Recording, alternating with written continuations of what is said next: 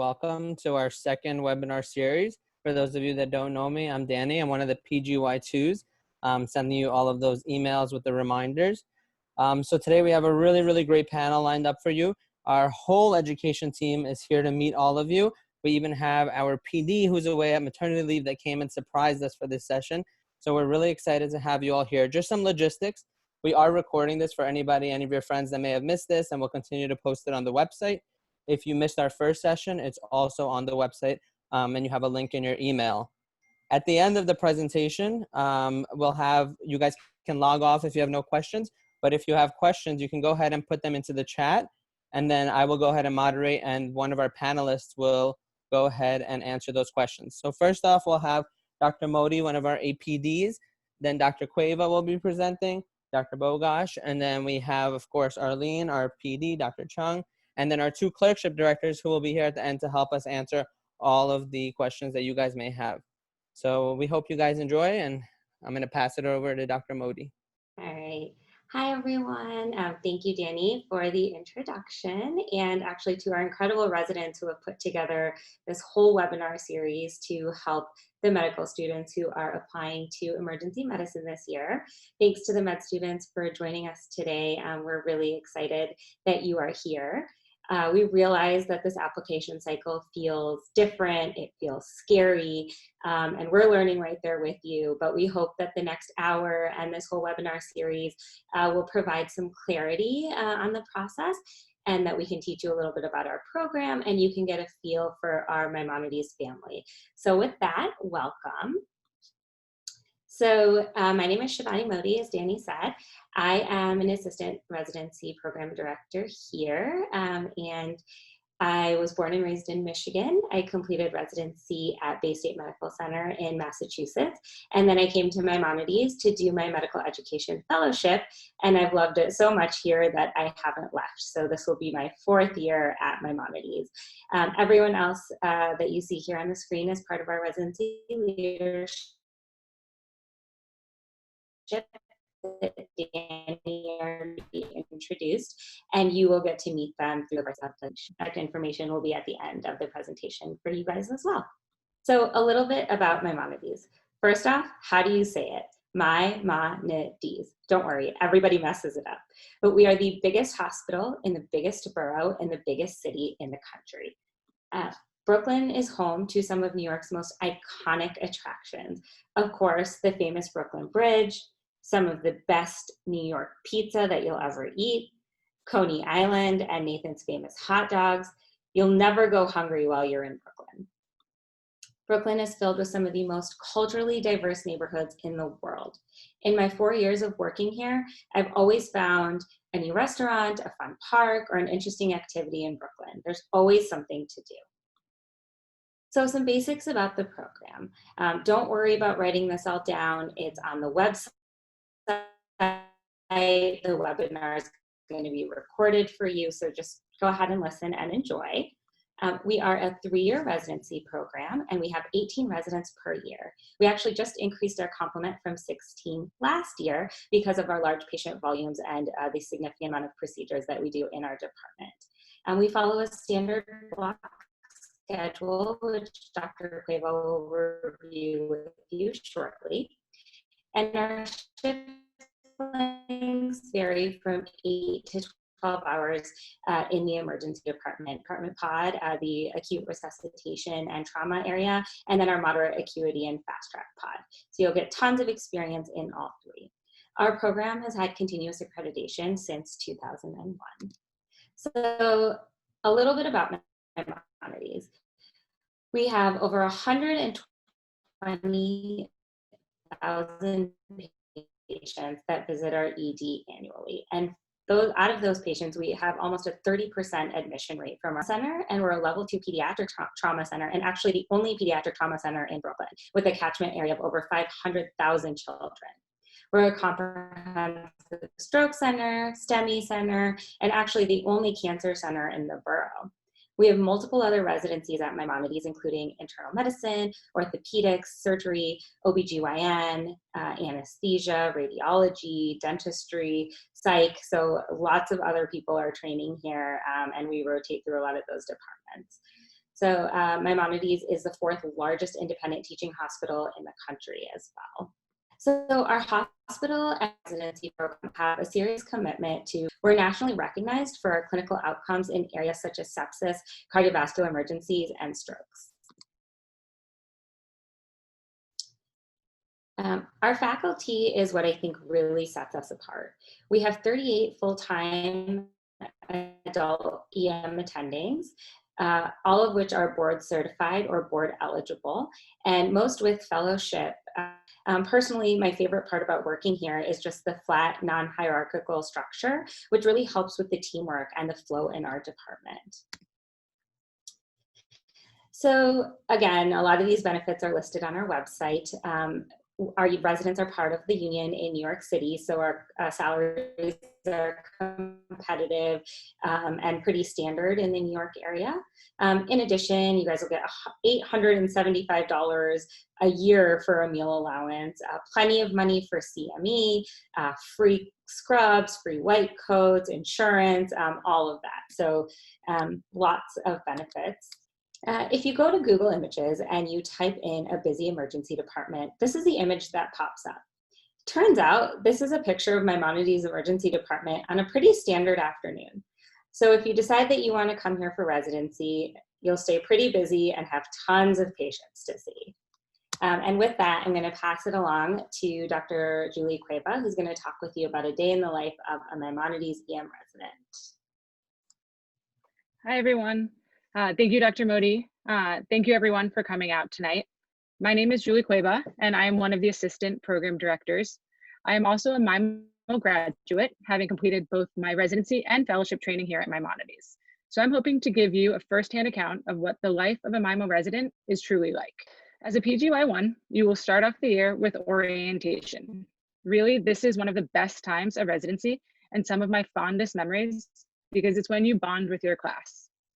Residency is tough, bottom line, but having a group that has your back is key. My class is like my family, and I still call on them when I've had a tough case or just need a laugh. I'm sure you guys have seen the pictures of our newest interns on Twitter and Instagram, and you can tell that our Maimo family is just getting bigger. The PGY1 curriculum will set you up with all the skills to prepare you for your time in the emergency department. A couple of key points. We do no floor work, so no 10-hour medicine rounds, and you do spend time in every part of the ED, including our high acuity north side from day one, taking care of some of the sickest patients in the hospital. We have dedicated PEDS time and exposure to EMS, not only through our own ambulance system, but also with the Fire Department of New York. We also send our intern class to SAM every year, so get ready for Atlanta. PGY2 is when you become a true badass ER doc. You spend a lot of time in the ICUs running the show and are the recess resident for all trauma and medical resuscitations in the ER. When it comes to procedures, you'll have plenty of exposure. During traumas, we cover airway, the FAST exam, and all procedures on the right side of the patient, while trauma covers the rest. There's no fighting over procedures, as we have a really great working relationship with our surgical colleagues. Our residents also perform rare procedures like awake fiber optic intubation, TEE, and transvenous pacers. In your second year, you get a chance to participate in moonlighting, not only in the ED, but also at different events in New York and across the country. Things like the US Open, concerts and sporting events at Madison Square Garden, and festivals like Lost Lands and Burning Man. Even though we are a level 1 trauma center, you get the opportunity to see more trauma at the one and only Shock Trauma Center at the University of Maryland, where you will participate in high volume, high acuity traumas and see some of the most cutting edge techniques for trauma resuscitations. While there, you're given a stipend for food, housing, and travel. As a PGY3, you spend most of the time in the ED running the room, but also rotate through rotations like admin and OBGYN. In the second half of the year, you begin precepting your junior residents, acting as a pre-attending so that you have experience teaching and managing multiple learners and patients. This isn't the only time in residency that you get a chance to teach. From early on, you have opportunities to work with medical and nursing students, perform peer teaching at Morning Report and M&M, and for those more interested, there are many opportunities to get involved, through the scholarly track and other resident-run projects like an EKG curriculum and journal club. Our 4-week selective can be catered to your interests and has included things like teaching, wellness, EMS, and critical care. For toxicology, we rotate at the New York City Poison Control Center, which receives over 70,000 calls a year. But if that's not enough tox for you, there's always event medicine, which will expose you to the management of tox emergencies like intubating a seizing hyperthermic patient in a kiddie pool full of ice. One of the highlights of your 3rd year is the international rotation, where you will have the opportunity to travel abroad and experience medicine in a completely different environment. We've had residents hike through Nepal and set up clinics in Uganda. The opportunities are limitless. Some of you may worry about the idea of a 3-year program, but trust me when I say you will be prepared. We've created a curriculum that is trimmed down to what matters. You complete all of the key rotations to make you a well-rounded ER doc with ample time in the emergency department to not only develop your own skills, but learn how to teach them to others. This curriculum has gone through many iterations, even since I was a resident here, and mostly at the request of the residents. As a resident here, you have a voice. We listen to you and make changes to benefit the program. Everyone here is committed to making you the best ER doc you can be. You can see from our graduates and alumni that anything is possible after Maimonides: academics, community medicine, and fellowship. If you need more proof, here's our class of 2019. We had residents go on to complete fellowships in global health, toxicology, ultrasound, EMS, all across the country and at some top-ranked programs. We even had a former resident and current attending go back to complete a fellowship in wilderness medicine at the University of Utah. So really, anything is possible. If fellowship isn't for you, no worries. The rest of the class of 2019 did some pretty amazing things as well, getting academic, community, and locums jobs across the country. We even convinced one to stick around Maimo, and he's one of the residents' favorite attendings. In this year's graduating class, we saw an increase in residents choosing fellowship, which may reflect the change in emergency medicine nationally.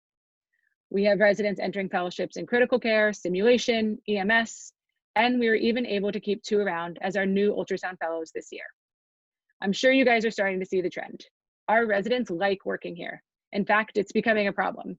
The people who train here love it so much, it's hard to get rid of us. Now handing it off to Dr. Sally Bogosh, who will show you what makes Maimo so special. All right. What's up, everyone? My name is Sally Bogosh, and I am pleased to share the next segment of our presentation. So, what makes us so special? So it turns out that every single residency in the country by the ACGME guidelines is charged with giving some formal education once a week. But rather than forcing you to sit through 5 agonizing hours of PowerPoint every week and lectures, we've devised a really innovative curriculum such that there's a lot of simulation, there are weekly small group sessions, there's always a faculty integrated M&M every single Wednesday morning, which really, it helps clinical conversation among the faculty and the resident, and it's really a meaningful learning experience. We also have interdepartmental education opportunities. Right here you can see some ortho residents doing some procedure orthopedic teaching for our residents. All right. So unfortunately, a pandemic interrupted the rollout of our fabulous scholarly EM scholarly tracks. So if you're coming into residency with a particular interest in simulation, for example, or patient safety or quality, you have the opportunity to be mentored by a specific faculty member and participate in projects, as well as meet regularly in order to learn more about that specialty or direction or pathway of emergency medicine. If you come into residency and you have no idea, you know what? The world is your oyster. You can join as many of these scholarly tracks as you want, and as you sort of learn about the nuances of each little area and domain of emergency medicine, you have the ability to focus all your efforts in one area or even stay in all of them. Okay. I recognize that all of you frequently use the internet, especially in the last 4 months. I'm certain you've been online a lot. So you probably already know that Maimonides is the home to two very nationally famous foam faculty. On the right, you see Dr. Sergey Motov, and he is a nationally and internationally known expert in ED pain management and acute pain management. And he's really led some spectacular initiatives and done tremendous research at the institution.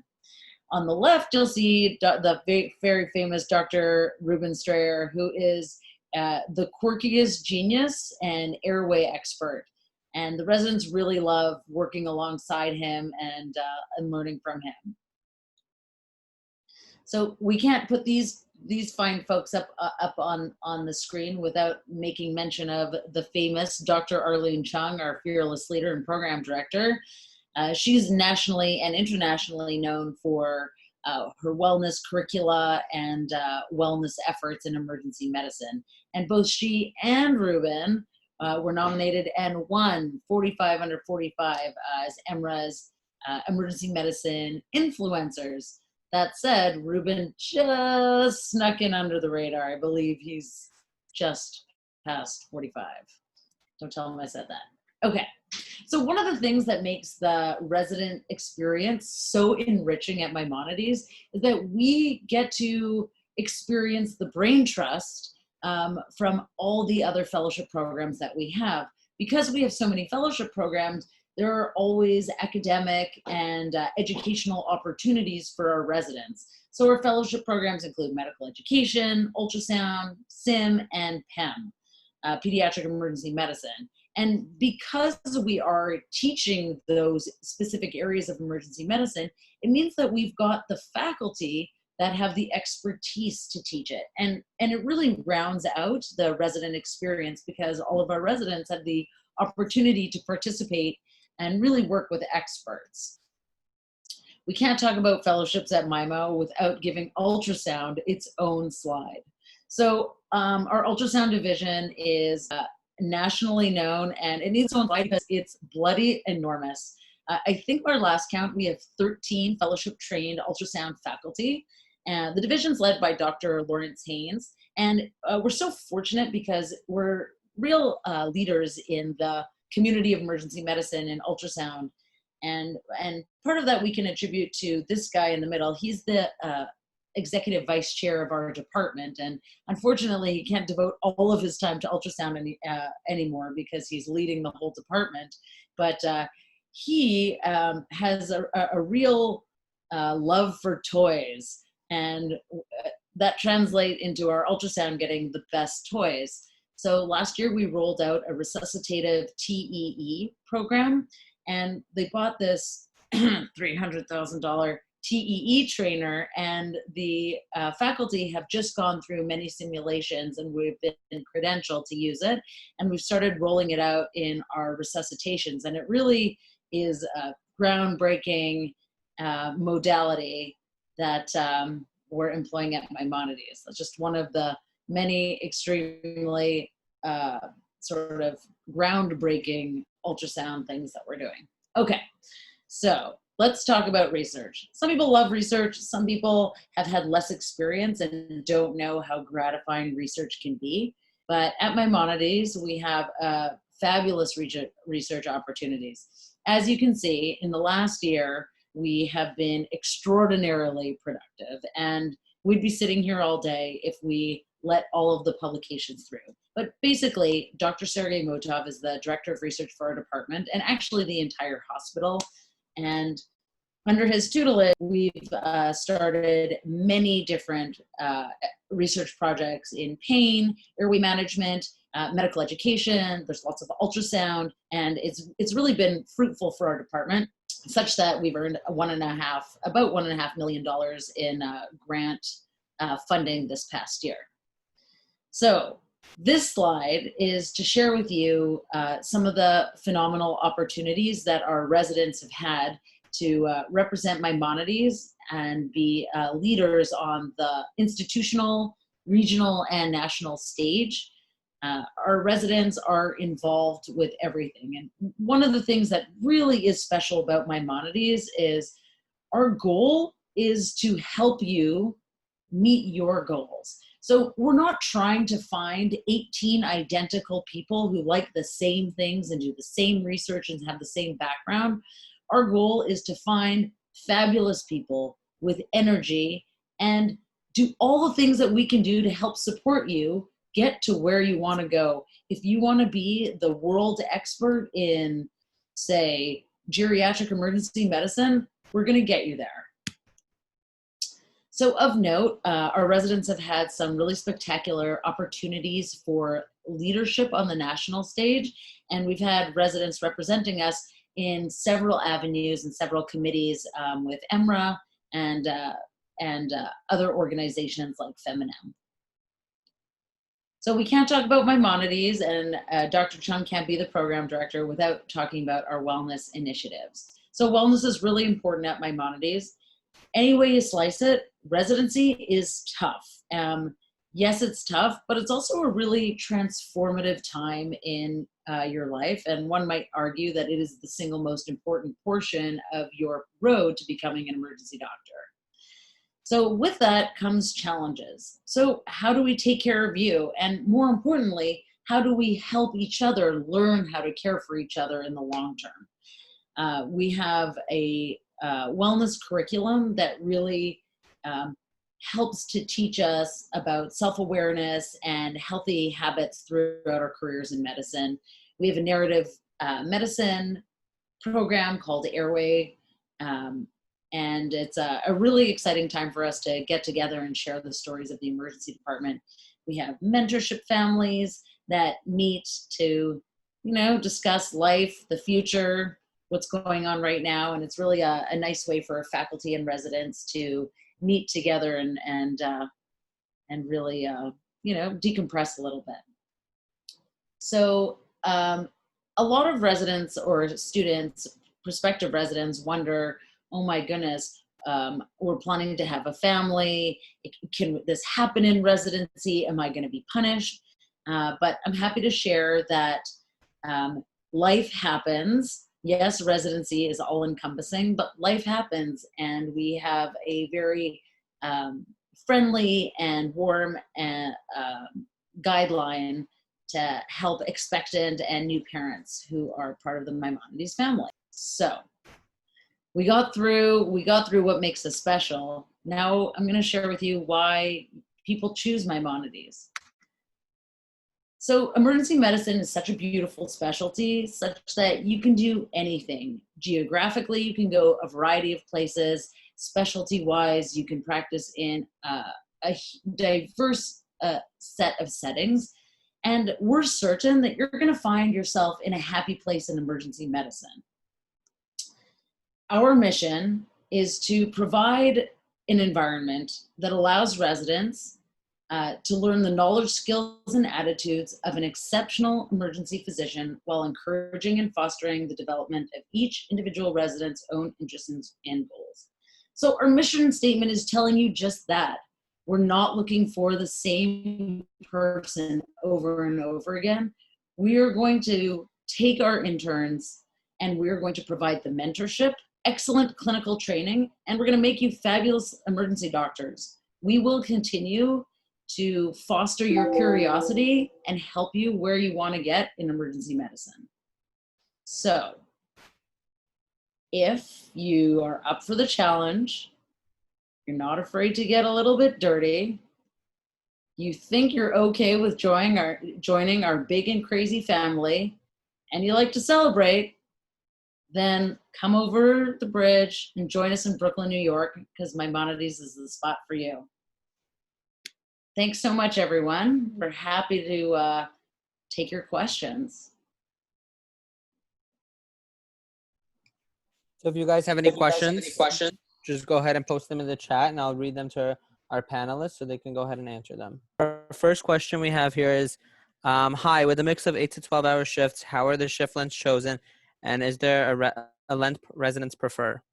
I'll go ahead and field that one. So everybody does a variety of the 8 to 12-hour shifts. It depends. Our weekend shifts are usually 12 hours. Our shifts that are in the higher acuity resuscitation and trauma area are also 12 hours. Our pediatric shifts are usually 12 hours. So it's just dependent on which area of the emergency department you're in. The residents, I think overall they each have their own preferences. Some prefer the shorter 8-hour shifts. Some prefer the 12 because it's less amount of days that you're actually coming into the emergency department. So it kind of just depends, but it's a nice way to get experience with all the different lengths of shifts. So when you do apply for an attending job, you kind of know what you prefer. Over the 3 years, you get a good mix of all the different shift lengths. Can someone talk a little bit about community engagement at Maimonides? I am happy to start the discussion.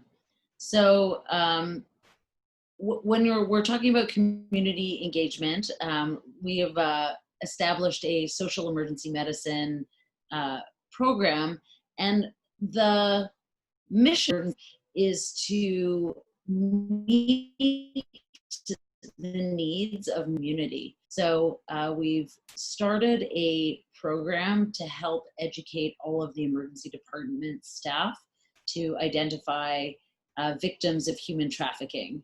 And that was sort of the first initiative that we got rolling in our emergency department. And another initiative that's happening right now, it's led by Dr. Josh Schiller, is he's very involved in our narrative medicine, and he's provided a way for our patients who often don't have a voice, and for one reason or another, whether they have English as a second language or they come from a circumstance of poverty, they never feel like they have a seat at the table and can provide and have a voice. And he's provided a way for them to describe their situations and give feedback on how they were cared for and share with us how we can best care for them. So those are two programs out of our really active and budding social emergency medicine program that's going on. Can you guys discuss the pathway to academic emergency medicine and if there's things we can do in residency to set ourselves up for this pathway? I feel like all the APDs can speak to this. I'll just sneak into the beginning because I don't have any fellowship experience in it, while others do. I expressed interest in being an academic emergency medicine doctor during residency, trying to get involved in conference, trying to do research with respect to how people learn, and try and sort of carve out a pathway. I did this in a short residency, so like I attended a 3-year residency, so it's also totally possible to carve this academic pathway at a 3-year residency. I found no hindrances to that by going to a 3-year residency, and I'm sure that other panelists can speak to that. And then I ended up in this role just by, again, showing up, showing interest and working hard to try and develop ways to help with resident education. But I think that those that have done fellowship can even speak more strongly. Does anyone else want to touch on that question before we move on? I would say the only thing I'd add Go ahead. is to find mentors, reach out to the faculty that is doing the job that you want to have. Almost all of the women on the screen right now were my mentors throughout residency and throughout fellowship, and having them kind of give me advice has really helped me achieve what I've wanted to do with my career. And I was going to say a lot less poignantly, I didn't choose the academic emergency medicine life. The academic emergency medicine life chose me. And basically, there are innumerable opportunities throughout residency, anywhere you go, but especially at Maimo. And, something's going to pique your interest and you're going to get involved. And maybe you'll find a mentor. Maybe they'll invite you to write a paper, or you'll end up at a committee meeting somewhere, and it just opportunity begets opportunity, and it rolls into a life of academic emergency medicine. Hi, I'm Jeanette. I'm the clerkship director. I was going to agree with all of you. I actually did an ultrasound fellowship, which is a little bit different than everybody else here. And I basically started with just, having a mentor as well. And actually my mentor was Dr. Eitan Dickman, who is a great resource at Maimonides, a great person to talk to, great mentor. But I think just searching out people who are willing to help you and guide you in the right direction will definitely get you a long way. We actually have a resident right now, I think some of you might have met him, Dr. Duncan Grossman, who, is always searching for those opportunities, reaches out and has multiple mentors. And he started an EKG lecture where he did a webinar series or Zoom series. And he's also been part of our webinar series. So I think if you search for things and ask people to guide you in the right direction, you will most definitely find it. Awesome. Could someone speak to the diversity of the patient population, including the percents that don't speak English and what languages are mostly spoken? One of the best things about Maimonides is the diversity of our patients. For sure, our patients are the best part of the resident experience. The more diverse the patient population, the more enriched the doctoring experience is. Our patients have interesting social histories, interesting geographical histories, different family lives, and pretty fabulous. Our patients speak predominantly English, Mandarin, Cantonese, Russian, Bengali, and Spanish. Those are our 6 main languages. Although every single day I'm surprised by meeting somebody that speaks a different dialect or something else. What's beautiful about Maimonides is that because the Brooklyn community is so diverse, our support staff like nursing and techs and registrars very much reflect our patient population, and our physician staff and residents also reflect our patient population. So I learn as much from my culturally diverse co-attendings as I do residents, as I do patients, and it really creates an amazingly rich cultural experience in the emergency department. In terms of translation services, I've never seen anything like this before. You can get a live translator at the bedside in person every day in 6 different languages, 7 different languages, just like that at the bedside. You can often find a staff member like a nurse or a tech who speaks the patient language, but we also have translator services on iPads. They claim some insane amount of languages, like over 100 and some languages, that you can have a live interpreter in 2 minutes. So it's you, a human being on an iPad, and your patient having a 3-way conversation. It's pretty awesome. Awesome. What percentage of the residents that match with your program rotated with you as a student? In the past, and sort of, I'll chime in for here. In the past, we've usually had anywhere from, say, 1 to, I think 1 year there were 4 residents who matched with us, who had rotated with us as students. This year is obviously different because nobody is really doing any kind of rotations anywhere. And so I think that differentiation probably won't be as important this year compared to previous years. So in some sense, I'm sorry you don't get to rotate. We're all sorry you don't get to rotate with us too. But I mean, in some ways, I suppose you could look at it as evening the playing field. And then someone was wondering how residents commute to Maimo. Do most live nearby? Attending, there are a few residents who love to bike minutes from the city, Prospect Park, Kiwanis. I live in Brooklyn Heights. You can drive. We have a parking lot. I think it's like $5 a day, or I'm not sure, for the residents. So there's tons of different ways, and some people just walk on a day-to-day basis, depending on what the weather is.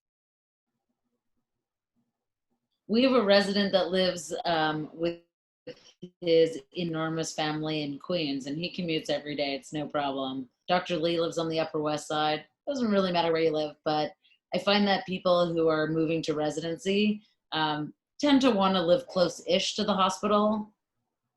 Whatever floats your boat. Awesome. And then someone asked, I've read that waterfall shifts are increasingly popular and better for patient outcome as well as resident and attending wellness. Has Maimonides implemented something like this? How do you like it if so?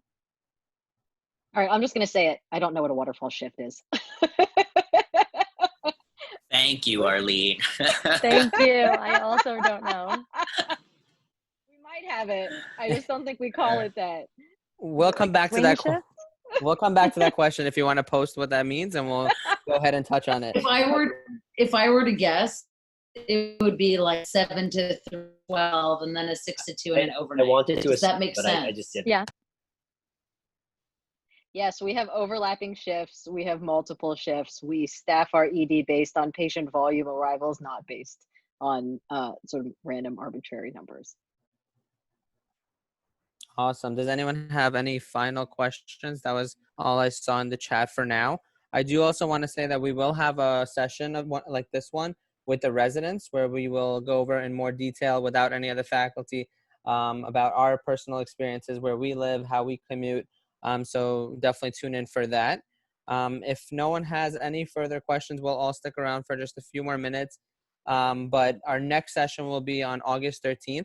And that will be a really awesome session where all of our different, all of the different ultrasound, sim, education will come on. They'll give you guys a little bit of a talk, and then we'll have an open Q&A at the end of that as well if you have specific questions for ultrasound, sim, critical care, things like that.